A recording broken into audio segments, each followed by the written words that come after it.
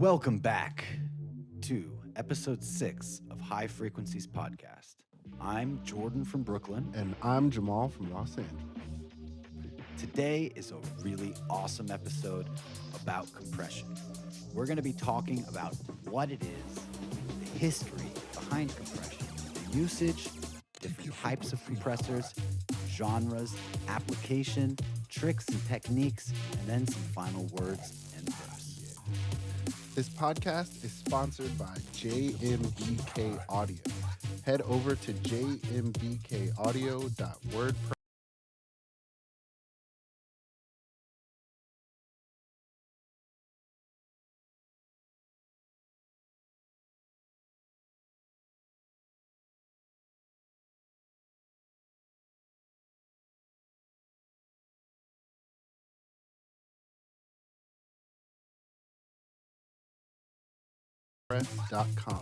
For all your mixing and mastering services. On another note, you can check out my co-host Jordan's music under the name Zybrium at soundcloud.com/Zybrium. That's XYBRIUM. Today in audio news, DMX has had a heart attack and is in critical condition, currently in the hospital. They have yet to determine the cause. We are at this time sending prayers to his family, hoping he makes a full recovery. Yeah. So am I. Yeah, pray for DMX him, is a guys, rap legend. and for sure. Yeah. All right. So let's get into today. Yeah. Compression, what is it? What I'm going to start off talking about is the definition of compression. I think of it when I first hear the term compression as automatic manipulation of volume or the adjustment of volume automatically. This allows things to become a lot more consistent. Now, what I like to think of is it makes things, unfortunately, more unrealistic. And what I mean by that is when people are talking normally, there's variance and fluctuation to the amplitude of their vocals over time. This is based on emphasis or feeling or emotion that they may provoke when speaking. Now, a compressor restricts the allowance that your vocal can go amplitude-wise, and it provides a more natural sounding voice in context, but the effect is very unrealistic because there's not as much dynamic range as somebody would normally be producing. What do you think of it as, Jamal? What is your definition of compression? It's very similar to yours, Jordan. To me, compression is basically automated volume control. And essentially the point is, like you were saying, to reduce the dynamic range. And dynamic range is if I'm talking loud or if I'm talking quiet. And as you were saying, like compression makes it so that the quiet stuff comes closer in volume. It compresses the volume from the high stuff and the volume from the low stuff and brings them closer to each other. So when you're talking in a normal conversation, that type of speech, when you're talking really quietly, you can kind of convey a certain emotion. When you're talking really loudly, you can convey a certain emotion. But in music, it's not helpful to have that extreme change in volume because there's obviously a lot of music stuff happening around you with the instrumental. So it's a lot easier to hear a vocal, for example, because the volume level is a lot more consistent. So that's really what compression does, is it's automated volume control. Well said. Well said. I always like to think of it as just turning things down when they get too loud. And this does result in what we all know as vocals or guitars or music in general, the way that it sounds. So let's break down the history of compression. Yes. Now, with the history of compression, this all started as a manual action. So there would literally be somebody whose job was to what they call ride the fader during the recording process. So there would be somebody who was singing, and when the singer would get too loud, now they would probably back away from the microphone and they would get closer. But to take it a step further, there would be somebody literally riding the fader during this process. What that means is when they get too loud, they would turn the fader down and they would turn the fader up. And this was used until eventually they started automating this process. And the reason they started automating this process is because human beings are very variant and we're not very consistent.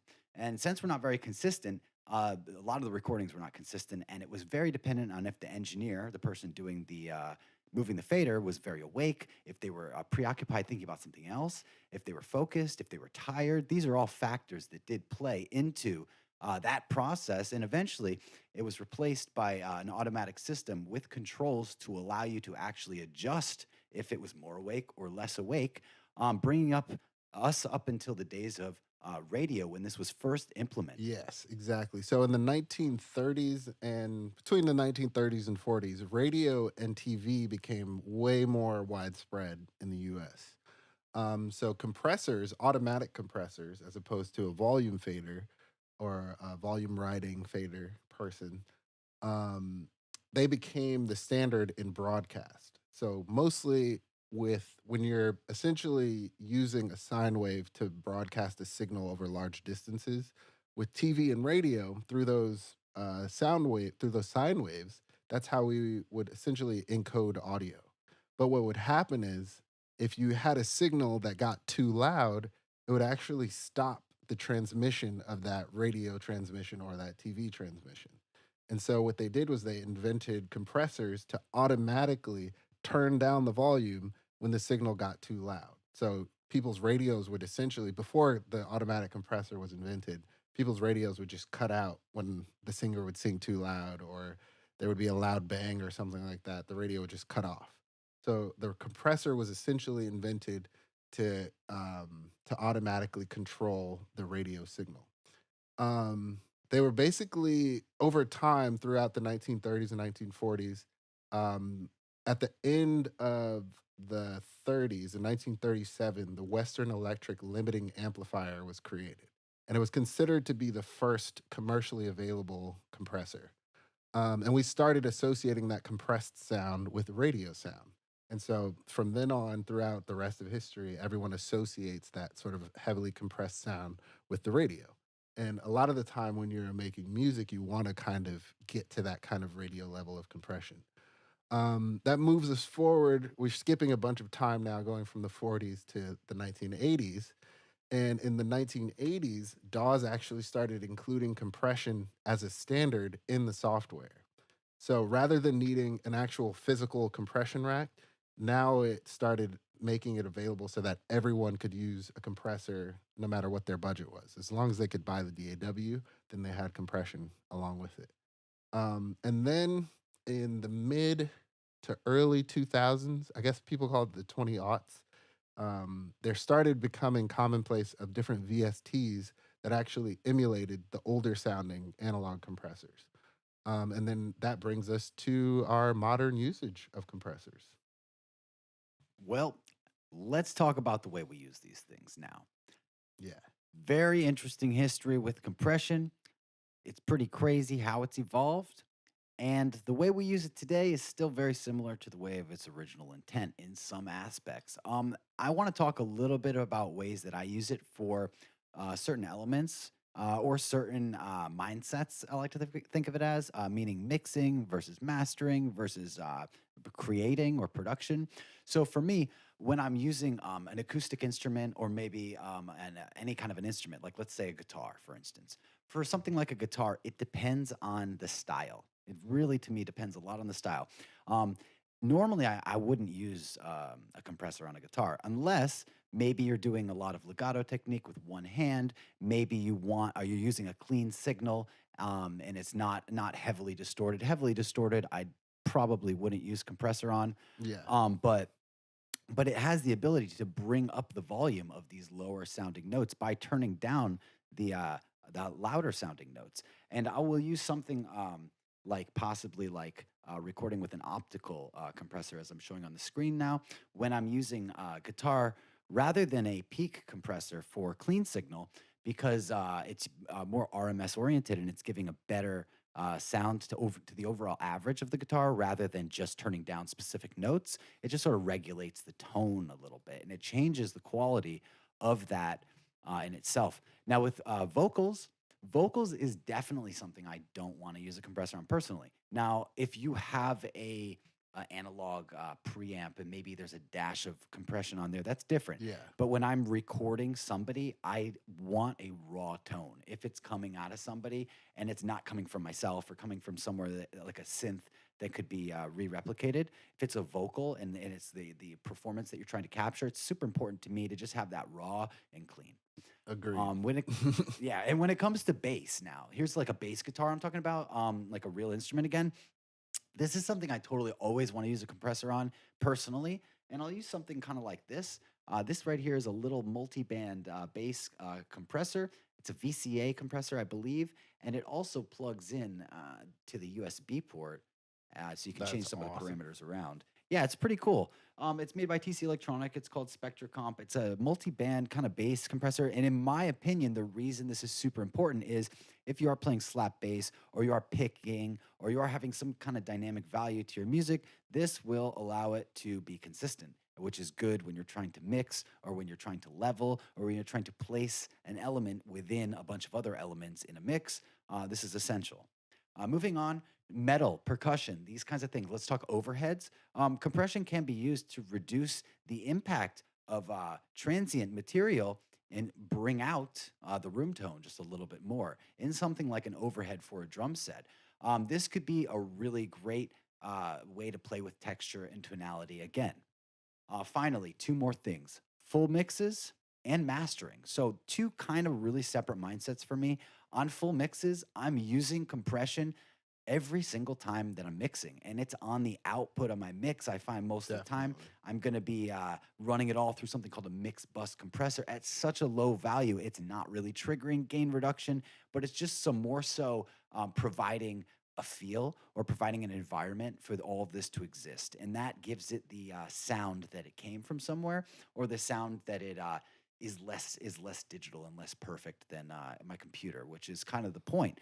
And in mastering, I find myself using very band oriented compressors to either pull an area down or most commonly pull an area down and then turn that area back up consistently. Yeah. So as opposed to turning a band of frequencies up in a mix, like a specific band, it could be variant and it could get loud and then hurt your ears or the listener's ears. So for me, having a bit of restriction gives you the ability to turn that band up a little bit. And I almost use a single band compressor in mastering as almost like an EQ to really brighten something up, and knowing that it won't get too loud and overpower the listener or overpower the mix. What are some ways you use compression, Jamal? So I use them in similar ways that you do. So starting with vocals, I tend to not record with compression into the signal. Just like you, that's why I was like, I 100% agree. Because if you record the compression into the signal, you can't take it away. So if it's over compressed or if you do a little bit too much and it gets distorted, that's now recorded into the signal, and you can't take that out. You can't uncompress it once it's been recorded into the signal. So I often like to record with nothing on the vocals, maybe a little bit of an EQ that's cutting off like everything in the subs, but that's about it. And usually that's done on the microphone input. Um, Other than that, I tend not to record anything with compression, like literally nothing. And I tend to use it on vocals, especially with singers who are singing a song that has a very wide dynamic range. So it may be that they're coming from parts that are very quiet and like very whispery, and then they end up singing parts that are a lot louder. And so I tend to use that type of compression to kind of even out the volume levels. Like for example, someone like a Billie Eilish type of vocal where it's really, really almost whispered into your ear. That's all compression. Because in reality, if she were whispering at that volume level, it wouldn't be as loud in real life. It wouldn't be as loud with all the other instrumentation happening. I tend to also use compression on my analog synths, and I mostly use it because with an analog synth, there's a lot of inconsistent volume levels that come out of it, especially if I'm playing it. And some notes I'll hit harder, some notes I'll hit a little bit quieter. But generally, I want the volume levels to be pretty consistent. And rather than trying to do that with the synth itself, I just let my compressors do that volume control. And a lot of the time, I want that kind of like thickness that comes with with reducing the peaks and pulling those peaks closer to the quieter sounds, and then turning everything up with the makeup gain. And I often use it to bring out those smaller details in a sound, especially with an analog synth, because a lot of that, like the like crackly or like the voltage sound, like I like sometimes having that kind of those really low noise levels. I like bringing the noise up a little bit because then it adds to the character, and then people can tell like, oh, this was a real synthesizer. This wasn't like just a digital one or VST. And yeah, I generally use it on if I'm recording bass, for example, I'll use it on bass as well because bass is one of those things where if you have too much dynamic range, it can almost make your song feel as if the entire song is moving up and down because the bass frequencies are so powerful. And if you have too much volume range in your bass, then you can kind of end up with your song, your whole song, even if the volume level isn't actually changing, it gives that energetic feel that like the bass is dipping in and out, so the whole song is dipping up and down because bass frequencies are so powerful. So that's generally how I use compression, vocals, analog synths, bass. Um, I don't really record guitars too often. I usually just do direct in. And so the compression is not really quite as necessary. And yeah, if I'm recording with like a pedal or something like that, or some sort of distortion, the distortion is actually compressing the sound already, so that it's not necessary to do more compression after that. And that leads us to basically, depending on what kind of audio signal I'm compressing, I use different types of compressors. So yeah, Jordan, what are the different That types is of really, compressors? really awesome. And if we break down every single technique of what you just said and every technique of what I said, at the Hmm. end of the day, guys, our whole goal is we're having a little helper that Yes. making us not have to worry about one more thing. So it's just like one less thing to worry about. You can actually play without trying to regulate volume as Yeah. much, which I know you should. It's very important to regulate volume, but at the end of the day, it's also very important to submerge your focus into what you're doing, and that sometimes requires excess help or Yeah. external help, is what I meant. And that external help that would uh, mean like a robot or something that isn't you, that is Yeah. helping you not have to worry about these things. So when that comes into play, there's all these different kinds of these guys, and they all have a different role or a different impact when it comes to the way that they turn it down. So I like to think of the internal circuitry of a compressor almost like brake pads on a car. Like they have the different kinds of brake pads, like normal ones, and then they got the ceramic ones. And if you've ever even switching cars, like if you ever have a rental car and you go to hit the brakes, Yeah. I don't know about you, but for me, I'm like, okay, I need like three times to like stop the car, three times to accelerate the car, just so I kind of know the car a little bit, and I kind of know, oh, if there's something in front of me, how fast I have. You don't want to smash your face in the steering wheel from a really reactive brake, and you also Yeah. don't want to be lightly tapping a brake that's super bad and old and is not really going to work when you have to slam it down. I've driven all different kinds of cars with different brake experiences, and that's similar to the way the compressors function in my head. Yeah. We're going to be looking at some today digital compressors, VCA circuits, FET circuits, optical circuits, tubes, lots of different stuff. So I want to start off talking about tube compressors. Okay. Yeah. Tube compressors is in a sense of where it all began when it comes to commercial application, when it comes to wide usage in a lot of different recordings and a lot of different albums. Now, one of the first notable kinds of tube compressors was a Varimu, which just means variable gain tube compressor, which had a tube in every single a part of every single circuit, right? And the input, the gain reduction circuit, the output, and this was all tube design. It's called the Fairchild 670. Now, this was interesting in itself because of the way that it functioned. It had an input gain, it has an output gain, right? And the most important thing that I like on it is it's got a little time constant knob that is predetermined attack and release times. So it really is program dependent, really. And the way that I like to, if I am using a digital version of this or this, I will just listen and just turn the knob, the time constant knob, and see where it sounds the best. And this is like an interactive way that we're really getting away from the logistical focus of I need to turn the attack time to here and the release time to here and the ratio to here. In a Hmm. sense, it just sort of does its own thing based upon the material you feed it, based upon the way you turn the knobs. But it's almost like an instrument Yeah. to me. But one interesting thing about it is it had a 30-minute warm up time for it to be fully accurate, right? Because these tubes, they like a tube amp. If you got a tube amp, it takes a little bit of time so it functions properly, or so it gives you Yes. that best sound. A lot of times, if you're pushing tons of high gain distortion, just personally through one of my tube amps, right as I turn it on and I go to hit some pinch harmonics or do some crazy stuff, it doesn't sound as good. It sounds real bad. And I'm like, oh, what is that? Maybe you need to let it warm up a bit and it starts sounding better. It can handle more signal being passed through it and it works properly. Now, another feature of this Veramu bass compressor, Fairchild 670, it had a frequency response of 40 hertz to 15 kilohertz. So it did not even give us a full frequency response. In addition to that, it's 65 pounds, according to the user manual Huge. of which it was created. Yeah. This thing's massive, 14 inches tall, 19 inches wide. As far as the user manual specs, I don't own one. But what I'm saying is, this was the start of this. This was the Yeah. start of this, guys, with tube compression. This is what really broke into the consumer market, into the commercial market for application on albums. Yes. And it led us into the 1960s when optical compressors started being created. Now, with this, the very first instance of optical.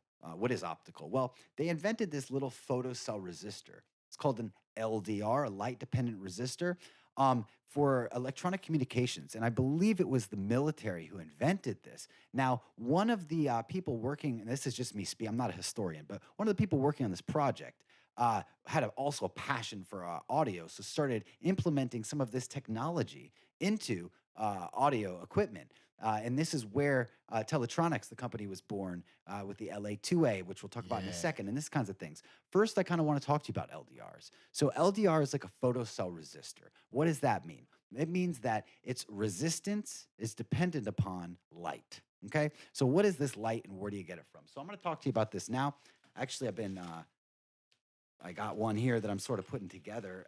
It's a compressor, but it does have some pieces in it that we can kind of see if I show it to you. And it's very interesting. So if you notice here, I'll pull them up in a sec. But if you're watching, guys, I'm going to hold this up for you. If you notice here, you can see it. There is an LED, this little LED, and then Yeah. right in front of the LED, there's this little tiny little LDR. Now, if I bend it back, okay, because when I installed it in here, you had to bend them to each other. Now, if I bend it back away from, it was bent for all of those not watching, completely touching the tip of an LED. So Hmm. it's a flat LDR. Okay, it's a flat resistor, and now I've bent it up away from the LED, and you'll be able to possibly see it on there. I don't know if you could see it. Hmm. So I'll point to it here. It's right there. Hold it up a little bit. Yeah, there you go. That Yeah. thing. And now, guys, this is so important because it is regulating the gain reduction and it Yes. is dependent fully upon that LED lighting up. So, the whole purpose of why this thing is cool is because this is a naturally RMS based compressor. Now, what you guys don't know, for all of you who don't know what RMS is, it's meaning instead of turning down every little tiny thing happening, it's just taking an average, The about average every volume. roughly 300 millisecond average, and they're just sort of turning that down. Yeah. So if it gets too loud, it regulates it. It's more natural, I think, a lot, but it's also a lot less accurate Yeah. because it's not turning down. If there's one thing that goes pa, it will factor that into the average. So let's talk about LA2A. So the very first creation of this was something called the LA2A from Teletronics, which was a company that created this. Now, I just showed you an LED, which is very common because they're cheap nowadays, in front of that LDR. Now, again, it's just a resistor that is based upon light, that LDR. Now, the LA2A had this special thing. Instead of an LED, it used an electroluminescent panel. So what is that? Well, if you guys have ever seen I have one here on my multi-track, like the backlight that lights up in that weird orange color, so you can read like a '90s kind of screen. Look up electroluminescent panel. You'll see what it is. It's kind of like it's the backlight on a multi-track. If you guys own a It's if you kind of know, like own it's kind of like one of those back there, sort of. It's the thing. but a It's lot the thing. smaller. Yeah, if you have a kind of like a Game Boy, guys, think of a Game Boy. Yeah, For all of you yeah. who had a Game Boy, imagine if the Game Boy lit up so you could see it. I used to have the original one when I was a kid. It didn't light up. I had to buy this thing that clipped on it to light up the top. Yeah, yeah. But imagine if the back screen lit up. The thing lighting up the game behind the Game Boy would be called an electroluminescent panel. Now, Yes. this thing was in charge of regulating this LDR's resistance in the LA2A, and they called this little thing in a package the T4 cell.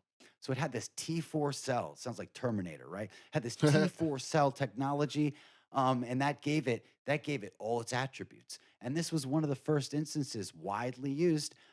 It was an optical-based compressor in commercial music, and the input knob of this now was a tube. So it had a tube input, and it had a optical gain reduction circuit. And this brings us up into the LA3A, in a sense, which was the Mhm. next iteration of this created. So then people started saying, well, look, these things, they got to warm up because they have a tube in them, right? The LA2A had a tube in the input. They said, I'm sick of it warming up. I'm sick of changing the tubes. Tubes are light bulbs, right? Vacuum Mhm. light bulbs. So you got to Gotta change change them them when they out. burn out and stuff. So they said, let's make something that sounds identical to this tube, but is super small and also doesn't get hot. If you guys own tube stuff, you got to wait for it to warm up. It's literally getting Literally. hot. Yeah. And if you have a lot of tubes in your small studio, you're going to be sweating. It's going to be hot. So they said, all right, we're going to make this stuff smaller. We're going to make it sound just like a tube. We're going to, it's going to be great. And it failed, right? They made something that didn't sound exactly like a tube. They made something that sounded awesome, mimicked the attributes of a tube, but was its completely own thing. Now they call this a FET circuit or a field effect transistor circuit. And what this is it's a very specialized transistor or VCA circuit, voltage controlled amplifying circuit. Mhm. And that is created to mimic the same reactions that would happen in a tube.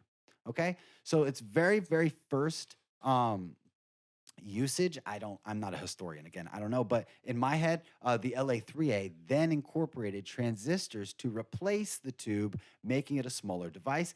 After that, Bill Putnam of Universal Audio created in how I remember it is it's the 1176 created in Yeah. 1967. So it's 76 flipped around. He creates the 1176, right? In 1967. And basically, what he did is he redesigned existing tube compressors, the circuitry of them, but he used FET circuits instead. And began the solid state era. So this began everybody starting to use transistors because they were cheaper, they lasted longer, they were a lot of other things. They were smaller, they were not hot. You could have more of them in a device, just a bunch of reasons. And they gave a different sound, right? They give a very different sound to them. I have here not really a compressor, but I have here a what is called a BiFET boost pedal. And what that is it's nothing more than just a transistor used as a preamp. So you can turn the gain up, but instead of turning it up through whatever, you're turning it up through a specific circuit called a BiFET circuit, which is an iteration of the FET circuit. So then that throws us into actual transistors being used in commercial audio, throwing it to Jamal for that. Yes. So actual transistors being used in audio, the first audio console that used it was invented by Rupert Neve in 1964, and it was called the TG12345. Really creative name there. And perhaps the most famous VCA compressor of all time is the DBX 160. And VCA compressors are a little bit different than, for example, the tube compressor or the optical compressor because they're a lot more transparent and they have a lot faster reaction time with the attack and the release. So, one thing about opto and tube compressors is, especially with things like the LA2A, the attack and release time are set in stone. And then also the ratio and the knee are all set in stone. So how quickly your compressor reacts are set in stone with compressors like the LA2A and the Fairchild 670, like you mentioned. When it comes to more VCA based and FET based compressors, you can control the attack and release time, and it can be a lot more exact and a lot more surgical about how you're doing compression. So that's what the VCA compressors are really about. Um, because they work fast, they work really well on instruments that have big differences in transients, such as percussion, all types of drums, anything that's really has a fast transient, has a quick hit. So things that are very, very fast reacting. That's usually what the VCA compressor is used for. For example, I have an Alesis 3630, which is a VCA compressor, and it has all of the different controls. I can control the attack time, the release time, the ratio. I can control all these individual elements. And that's a big difference between something like the Fairchild or the LA2A, where you can only really turn up the input and the gain reduction. And those are the only things that you can really control.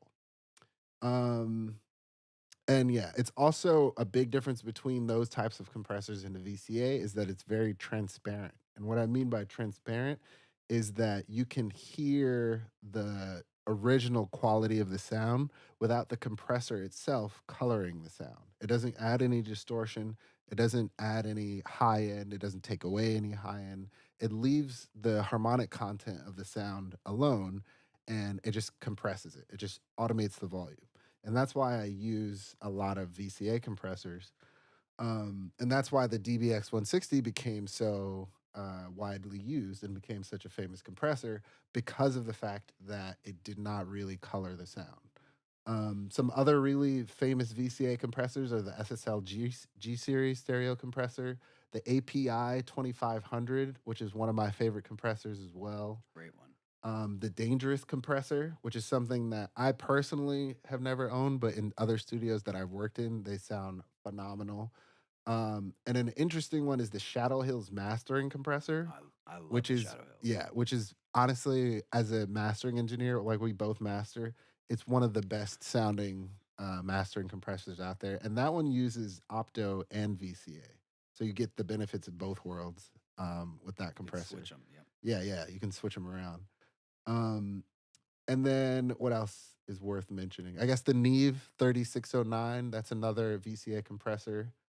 And then yeah, the DBX 160. That was actually one of the first ever compressors that I got to experiment with in real life.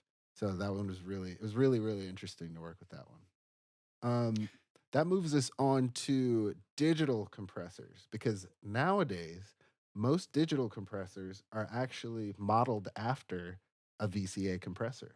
So, for example, if you use Ableton or a Logic or any or Pro Tools or Studio One or any DAW, it usually comes with a stock compressor, and that stock compressor is based on a VCA compressor design because you can control the attack, you can control the release, you can control the threshold, you can control the ratio.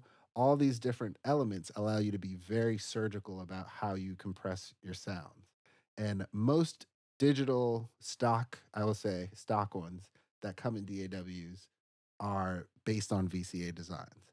However, there are a lot of VSTs, virtual compressors that are designed to emulate analog compressors. So, for example, I own the Puig Child. That's the Puig Child 660 and the Puig Child 670. One is mono and the other stereo. And that one is designed to emulate the Fairchild. But Jack Joseph Puig is the one who created that design, and it basically emulates the tubes that are inside the Fairchild. Um, there are all kinds of other emulations of the LA2A, the 1176, the DBX. There's a bunch of different, essentially digital recreations of the analog sound. So yeah, Jordan, what are some of your favorite digital compressors? I hey, shout out to Fab Filter. I like Fab Mm, Filter a lot. They're a really great brand in terms of transparency. For me, definitely. I will use digital anytime I need one of two things, that being full control or transparency. Reason I say full control is it's kind of weird. I don't know if it's true, but if you sort like maybe it's conspiracy theory, but if you look at VCA, or sorry, if you look at FET compressors, optical compressors, and tube compressors, there's usually something not there. Like there's usually a knob found on a VCA circuit or a digital compressor that's just not there. Uh-huh. Might just I don't know if it's true, but so like for instance on an optical compressor, maybe there's no ratio, right? Where did Mm-hmm. it go? On a FET compressor, maybe there's no threshold, right? Maybe it's just the input gain. So these kinds of things, something's usually like not there. So if I need total control, like I need to regulate a specific function, maybe I'll go into digital and I'll have that um, excessive control. I'll have Mm-hmm. be able to control every Exactly. facet and every perimeter. Now, Yeah. do I like that? Maybe not always. Sometimes the limitations make you more creative when you're working with things. It's really Yes. dependent on what you're going for. Now, another reason that I will use digital compression is if I, again, like you were saying, you want transparency. So you Yeah. want to really bring out a quality in that original recording without the bias of another circuit, without tainting it with some other place and environment that it's been. If it was recorded in a super crazy high quality studio with all this stuff, I'm probably just using digital. I don't want to start adding more to it. If Definitely. it's recorded on a computer and there's nothing and it's dry, then maybe it's time to not use the digital Yeah. or to use them at the same time. But there's a ton of other compressors out there. What are some other kinds like that you use, Jamal? I use a lot of the Waves ones. Like I said, like the Puig Child. You said Fab Filter. Fab Filter is phenomenal. I use the whole bundle. For sure. The what else is another good one? Um Isotope. Isotope too. Isotope is I have the Isotope Ozone, and their analog compression is really, really interesting, and it does add a little bit of color to it. It's Um interesting. and as far as like digital compression goes, this is surprising to say, but Ableton's stock compressor is actually phenomenal. And I think Yeah, it's people pretty good. underestimate it. I think people don't realize that you can have it to those different settings. Um, If only they had a number for the amount of gain reduction on the gain reduction meter. yeah, that's the only thing that I don't like about about Ableton in general. Like Ableton, pay attention, your metering sucks. And I just wish there were a little bit more detail in the metering. But the stock Ableton compressor, it comes in essentially you can turn your digital compressor, your digital Ableton compressor into an analog emulating compressor without the coloration. So like you can switch it from, I think by default it's in peak mode, but there's also an RMS mode and there's also an expand mode.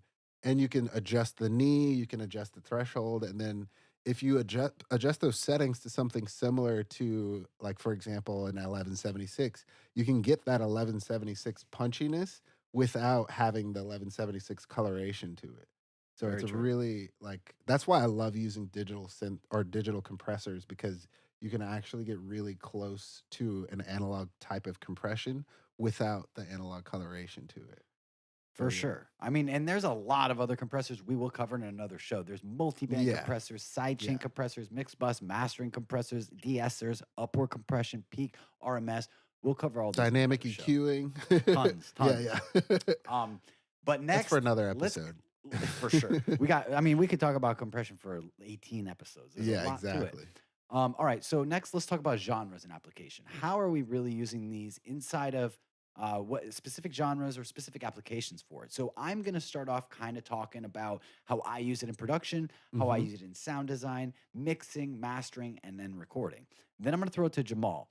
Then we'll maybe go to an ad read or something. So starting off, production. In production, I overuse compression a lot. I use it wrong and I just use it to make it sound cool. That's my goal in production. I just use them as like sound design tools. So I'll just turn all the knobs in different directions and turn Yeah. everything all the way up. Nothing matters, right? So, and I just make it sound pretty dope. And then I'm like, this is great. Now I don't consider that compression, but Mhm. that's how I would use a compression in production. It's just to emphasize my sound design, to bring something out. So a lot of times, I don't do it all in the synth. And I mean, if there's a compressor in the synth, then maybe I will.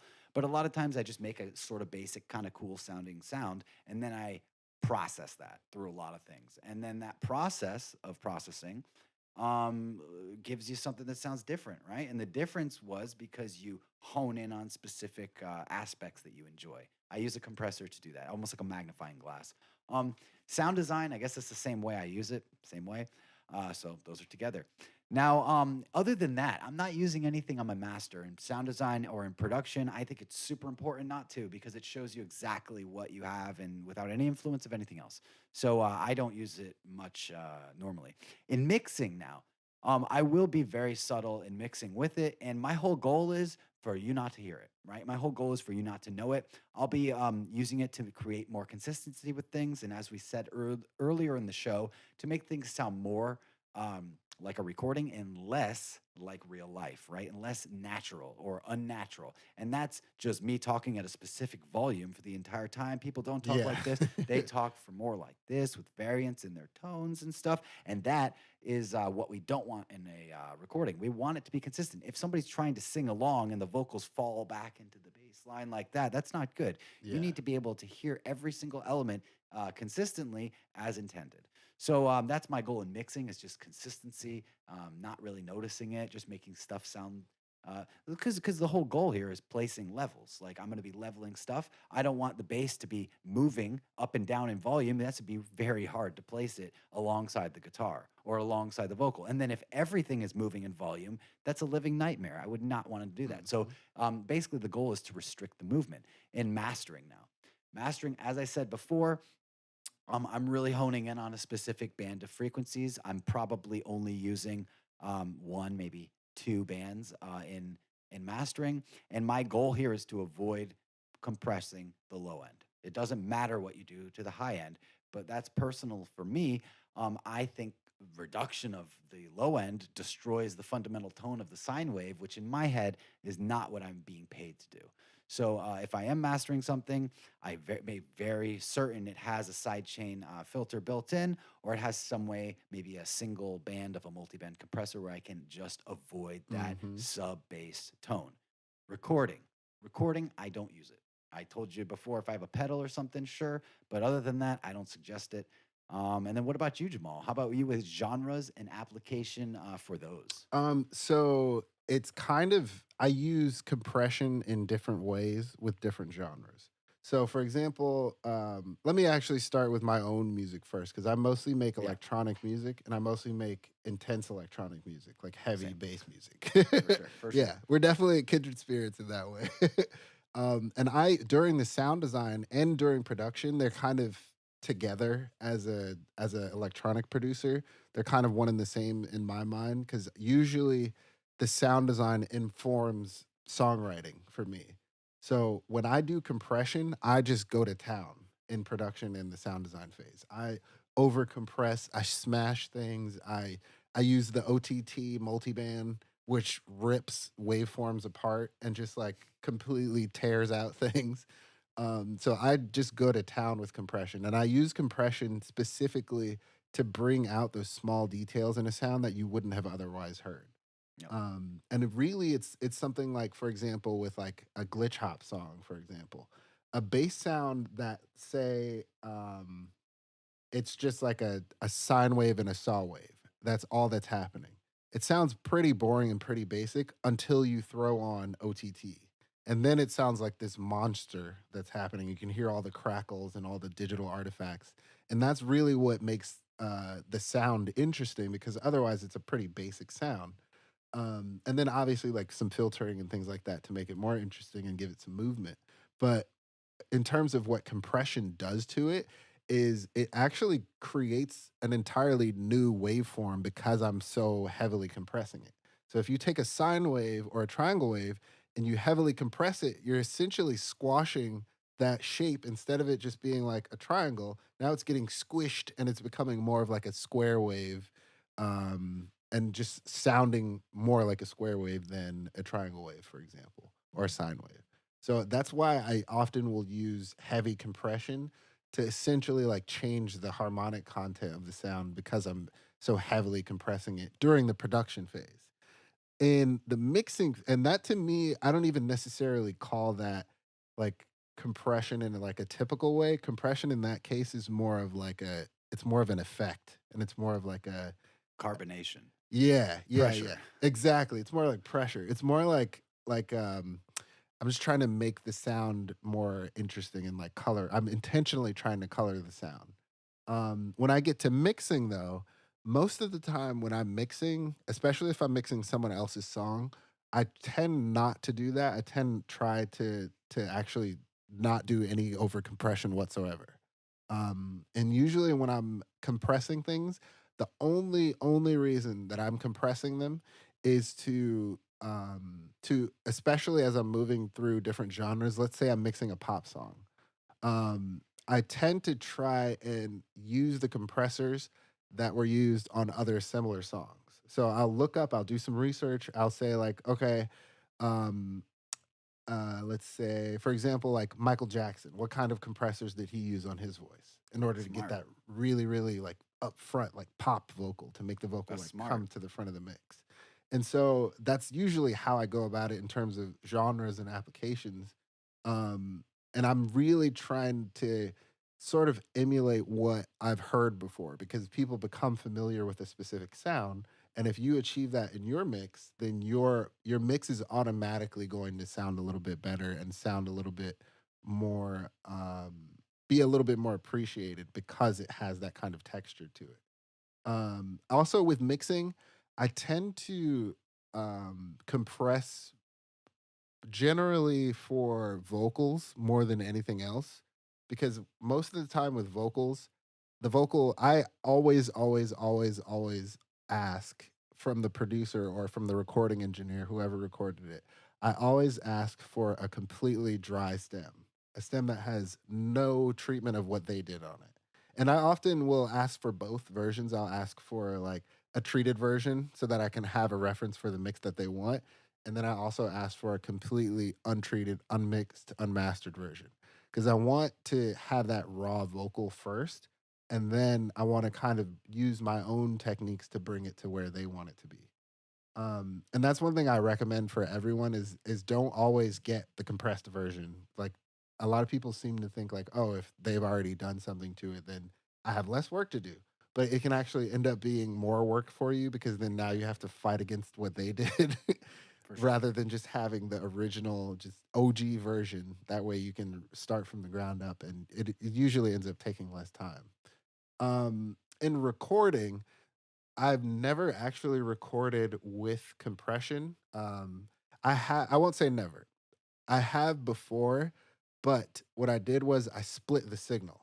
So I had a signal where the microphone signal was essentially split.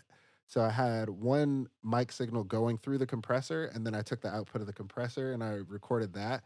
And then I had the just straight up microphone output with no compression on it whatsoever.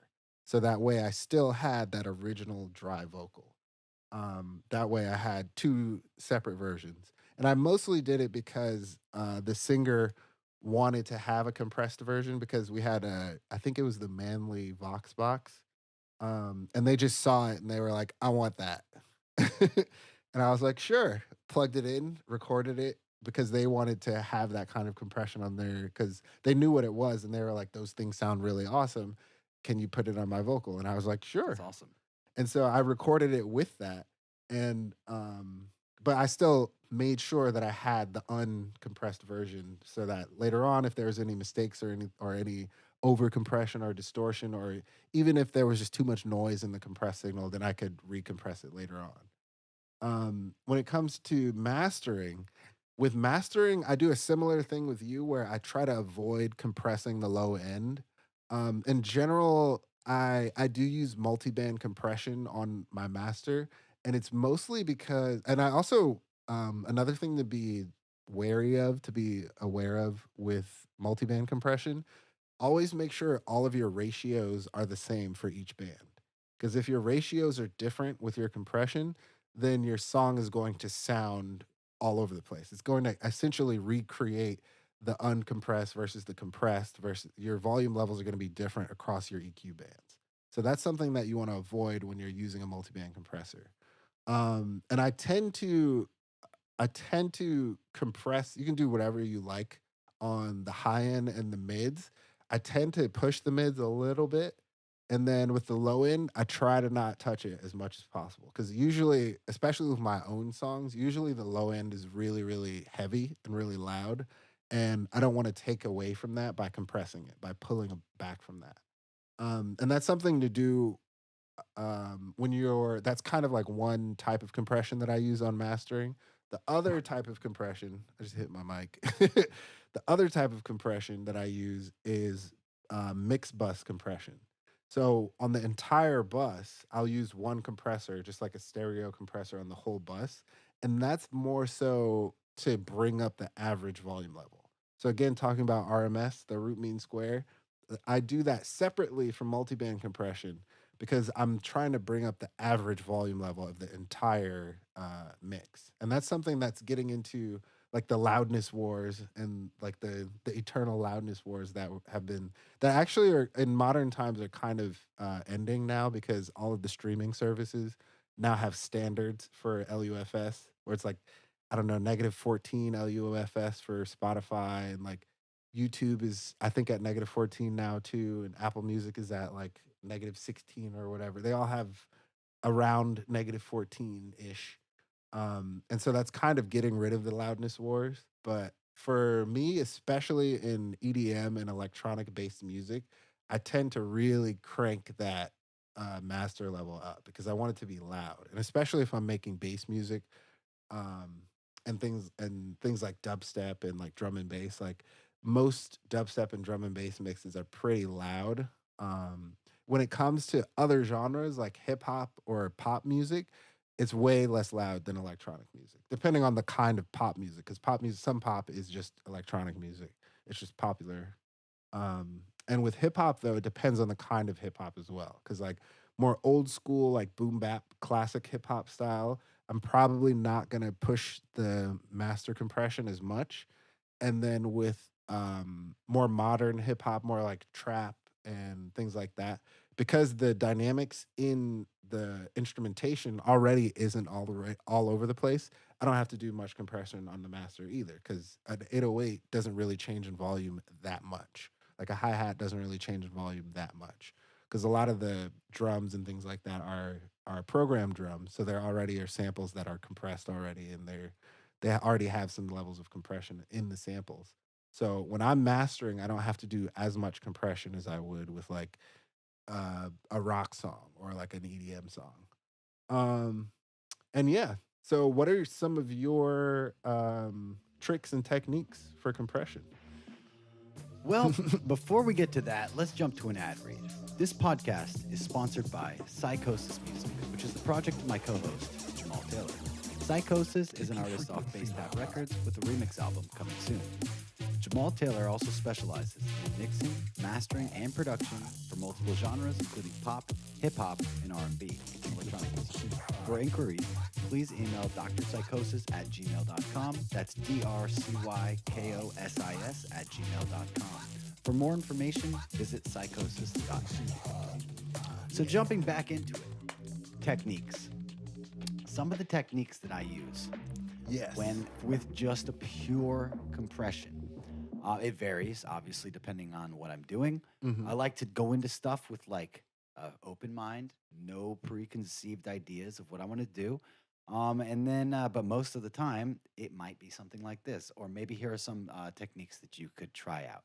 So, for all you guys listening, I'm going to cover parallel compression now. So, this is something that I find, and you were talking about this already Yeah. with what you do, that I find is super important when you're recording is to use like a DI box or to split the signal in some way to be recorded as a regular old a dry signal, and then you're processed wonderful whatever you want.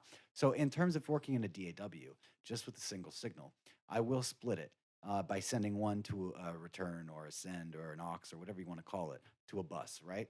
Yeah. Or to another audio track. Then I will process that with compression, and that could be a bit more exaggerative style compression because at the end of the day, you'll lower the fader of the secondary duplicate, and then you'll blend that back in to create a different kind of texture. Now, what kind of texture are you going to create? Well, again, that magnifying glass is going to zoom in on the original sound, and then you can really apply fine details. Let's talk like a guitar or a bass of sliding fingers on the strings and hitting pick on the strings. These are weird little fine details, or like just whatever that will be picked up into this parallel compression bus and added back to the original. So if you're like, I really can't hear my finger, and not that you would want to hear your fingers hitting it or the string or whatever, but you could get certain qualities that previously you couldn't hear without tainting the original. So the original stays completely as it was recorded.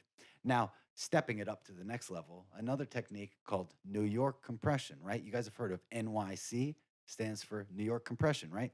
So now I didn't invent this name. This is something that was already invented, but the whole object of New York compression, I don't know if you guys have ever been to New York, but it's pretty aggressive here. It's pretty like rough, right? So this is the style of New York compression, and I'm sure there's an LA compression where it sounds like you're out at the beach chilling, but New York is Chill supposed to be like compression. more rough kind of compression, right? So with this, what I typically will do is I'll incorporate more saturation. I'll incorporate low pass and a high pass filter and get like a very mid range kind of sound, almost distorted, almost rough. And then I'll just compress the hell out of it. And then I will add this back into the original tone. So it is parallel compression, but it's very specific. It's very specific to the intent that your goal is to add texture that previously didn't exist. Whereas parallel compression is you add texture that previously was unheard that existed within the recording. So Yeah. I like both of those depending on what New York compression. It sounds great on like drums that were recorded too clean or something like this. It adds almost think of it as a room tone, but a very gritty room tone, right? That New York feel. Now, the third technique you can think of, dual stage compression. So this is using two compressors in a row back to back. How would you do this? Why would you do this? Well, let's talk about it. So, reason I would want to do something like this is during recording, possibly, or let's talk about it during recording. So, I don't want to record with the compressor on, but let's pretend I do. So, if I did, a way that I could do it using only digital compression is I could create a limiter for my first stage. So, nothing can surpass a specific point. So the first stage is like a safety harness, right? And the limiter threshold's super, super high, and it's in peak mode. So that way, if I scream, it won't clip, right? And the second stage would be something like an RMS style compressor, a very, very low ratio. The first stage has a very, very high ratio. The second stage of the RMS based compressor has a very low ratio, and it's just sort of like making it more consistent a bit. Again, I don't recommend doing that. I don't recommend recording with it on. You can do it later on. But if you wanted to record with that first stage on there of a limiter, it's just sort of a safety net so nothing will clip. And that's just called dual stage compression, I guess. So those are my techniques. What about you, Jamal? Nice. So some of my techniques, again, talking about vocals, because I've been working a lot on vocals lately, so it's just at the forefront of my mind. Hmm. I do something similar where I do parallel compression, but I kind of will have the vocal as like the uncompressed vocal, but I will do a very, very light compression on the main lead vocal. But then I'll send that slightly very chill compressed, LA compressed to a send or an aux send, and then I'll have an analog emulating compressor or an actual analog compressor, and I'll have them set to their just most intense settings, like really, really fast release, a long or really, really fast attack and a long release. And then I'll have a high ratio. So something that's like above 4 to 1, but below 10 to 1. Because once you get to 10 to 1, then it's limiting. For sure. Um, and then what I do is it basically will squash it's just really, really squashing the signal. And then I'll turn up the makeup gain so that it's back to 0. But then I will kind of use the volume level of my send and I'll kind of mix that heavily compressed signal into the slightly compressed original vocal. And what it does is it brings out a lot of the smaller details in the singing. And then it also has the effect of kind of pushing that vocal forward, because of the fact that you're hearing like the uncompressed version, but then you're also hearing the compressed version, and it's kind of tricking the human ear into thinking that that sound is louder without it actually being louder. And so then it helps in my mix a little bit, helps my vocals sit really well, and it also helps them pop really well. So they kind of are like sitting just above the mix, but because it's mostly uncompressed, it still sits well within the mix. Another technique that I use all the time is side chaining. And obviously we're going to get more into sidechaining in a future episode. But basically, sidechaining is when you use one signal to affect another signal. And in this case, sidechain compression, especially in electronic music, I always use my kick to sidechain to, especially my bass. And oftentimes, this is something that I've been doing more recently, but I use my sidechain compression and I use my kick and my snare and I compress everything else out of the way of the kick and the snare. And I know I'm not suggesting this as a technique for everyone to do, but it's more of like a stylistic thing than it is like a mixing thing where my kick and my snare are just moving everything else out of the way. So like when the kick hits, everything ducks. When the snare hits, everything ducks. And it just creates a really interesting pumping in the entire track, but it's all based on the rhythm of the kick and the snare. So everything kind of has it's more of like a musical element than it is like a mixing element in that case. So yeah. Okay. Um yeah, I don't recommend doing that as like a mixing application. My third technique is using a, I guess the glue compressor in Ableton is a good one, but then the LA2A compressor, that's basically what the glue compressor in Ableton is designed to sound like. I use that all the time to glue together my buses. So, for example, one of my buses would be the drum bus, and I would have a kick, a snare, hi hats, cymbals, overheads, things like that. And I'll use the glue compressor essentially to make everything sound as if it's one sound. And I'll also use it on vocals, especially if I have a bunch of backing vocals, like I'll have a lead vocal and usually uh, between 2 to 6 backup vocals that I've stacked on top of each other. And I'll use the glue compressor to kind of glue together. It's very slight compression. It's like 2 to 1 ratio, a slow attack and a slow release. So it's kind of just smoothing out the entire signal.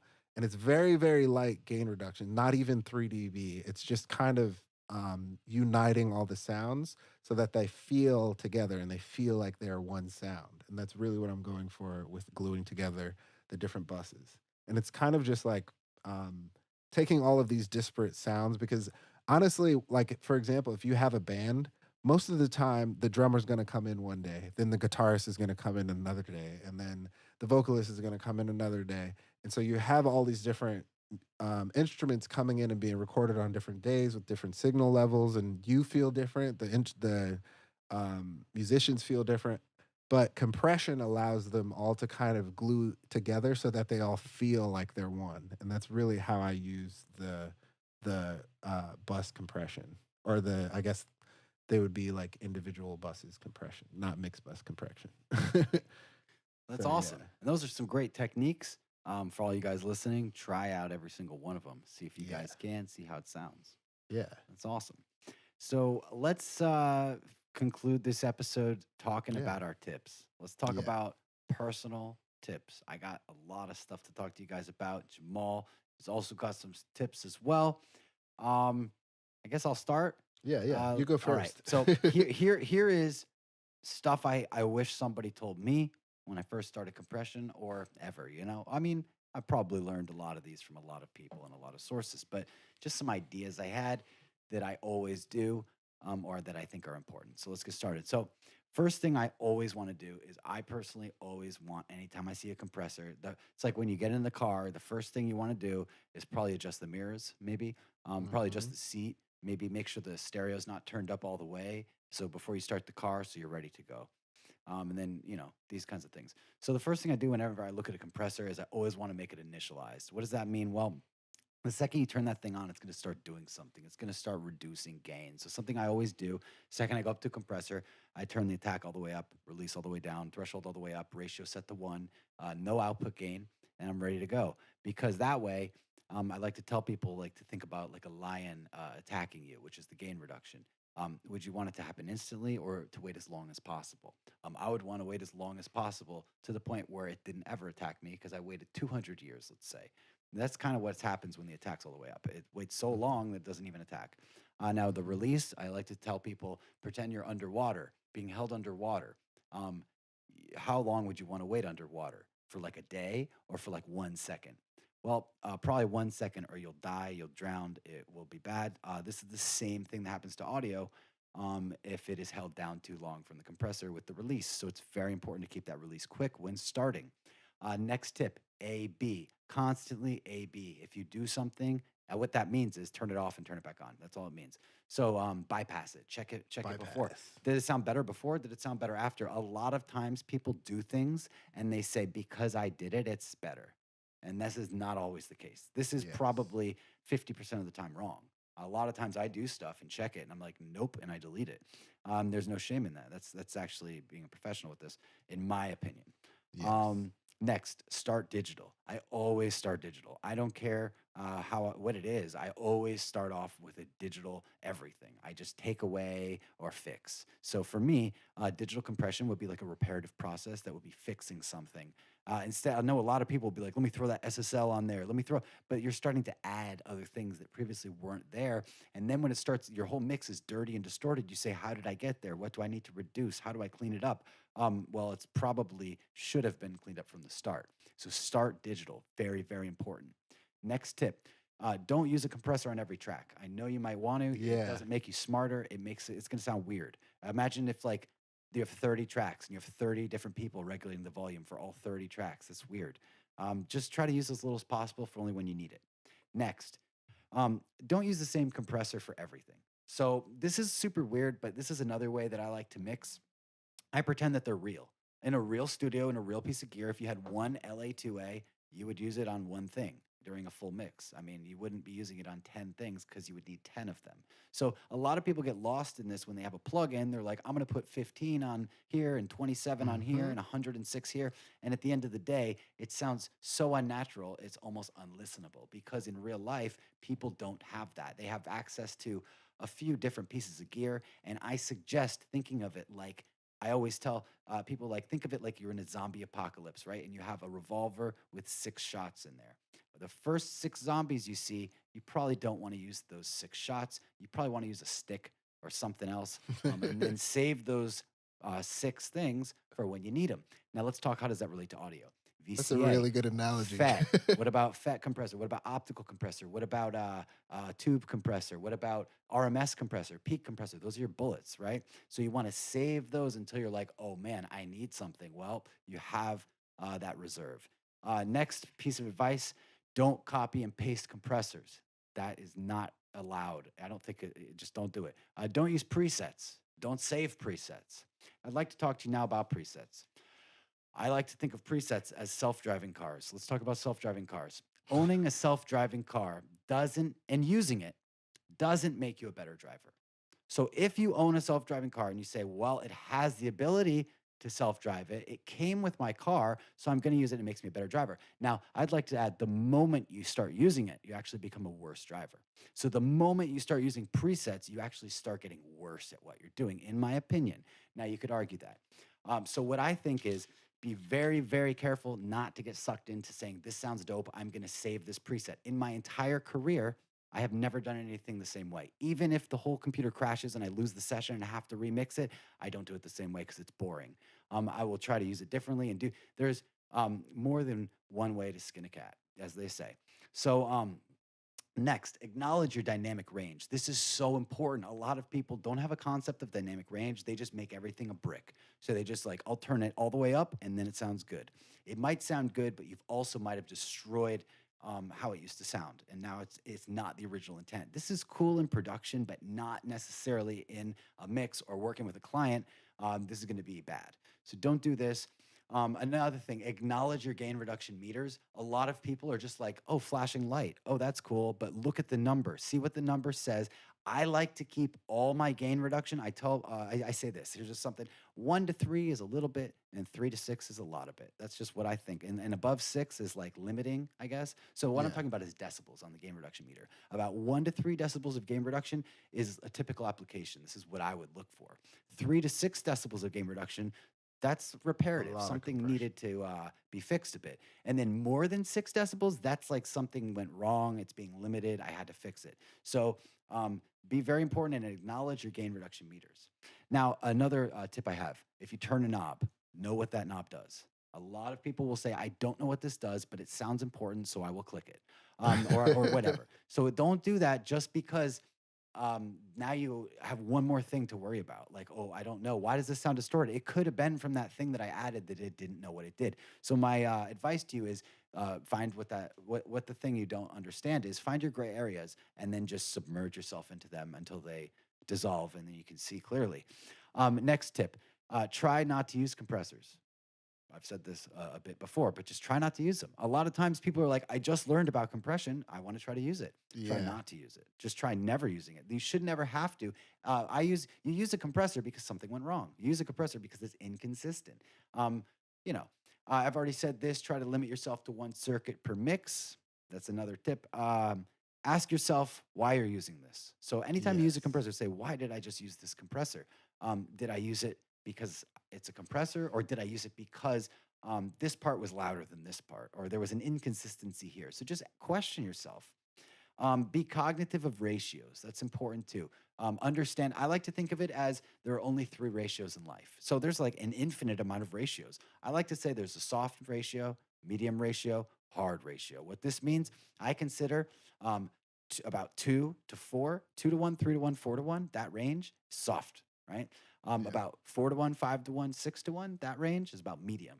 And then 6 to 1 to 10 to 1, that's hard compression. And as Jamal said earlier in the show, above 10 to 1, that's limiting, right? Soft Yeah. limiting, getting up into hard limiting. So I just think, does it need a little bit of compression, a medium bit of compression, or a lot of it? Then I go into that subcategory and I say, if it's a little bit, let's say medium compression, is it 4 to 1, 5 to 1, or 6 to 1? And it's an easy way to judge your ratio just by listening or viewing the waveform. And then finally, use compressor knees. Use compression knees in combination with the ratio. That's super important. So a lot of times you don't need that high of a ratio if you incorporate a knee. For you guys that don't know what a knee is, it just produces a little bit of incremental gain reduction below the threshold instead of above. So normally it's only whatever's above. Um, so if you have 4 to 1, it will incrementally increase that gain reduction until you hit that threshold at the top. And my final tip, guys, before I throw this to Jamal, less is more. You shouldn't be able to hear it at all. And AB. Again, I've said it Yes. before, AB in application. Listen to it. I always process it by itself, soloed, and then I always AB it in context as it's playing with the track. So a lot of times people will try to compress it in the track, and I couldn't do that. So I solo it. And a lot of times it sounds so good soloed and it sounds horrible in context. You need to be Yeah. aware of this and adjust it accordingly. So throwing it to Jamal Definitely. now. Yes. So a lot of your tips are similar to my tips. So listen to everything Jordan just said. Another thing that I kind of want to expand on because you already mentioned it, but I kind of want to Yeah, add please. my spin to For it. sure. Yeah, we want to hear Um, it. don't over compress or over limit because you're kind of killing the sound. With choice compression, with detailed compression, you can really bring out the beauty in a sound, and you can really it's almost like a flower opening, and it just like looks gorgeous. But then if you over compress, it's like the flower continuing to open and open more, and then all of a sudden the petals start falling off and the flower dies. Like if you over compress, you can actually kill and squeeze the life out of a sound. So find that point, and this is something that leads to critical listening, which kind of leads to my next tip. But listen to the sound compressed and uncompressed. If it sounds better, you kind of have to take an objective approach. Just because you're doing something like what Jordan said, just because you're compressing doesn't necessarily mean that the sound is sounding better. Sometimes it sounds better uncompressed than it does compressed.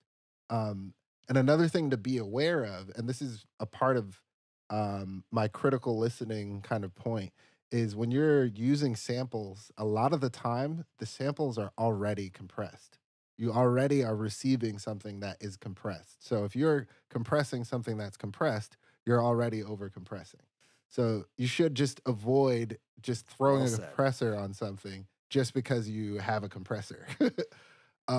So yeah, critical listening is important, and also train your ear to hear compression because that's something that's really, especially if you're in the beginning, if you're in the earlier stages as a engineer, as a music producer, as a musician, you have to learn how to hear what compression is. Because I do notice that some people will kind of, because the volume is jumping up, you are saying like, "Oh, it sounds better because it's louder now." But it's not just the volume level coming up. It's also the dynamic range being reduced. Sometimes you're squeezing a sound, and this is something you have to listen for. Like, I don't know how to explain it in words, but in terms of audio, you can hear when something is being squeezed. Like it's like a true air compressor, for example. You're stuffing more sound into a smaller space. That's really what's happening. And you can hear that in the sound. Um, Another thing to do is use specific compressors for specific jobs.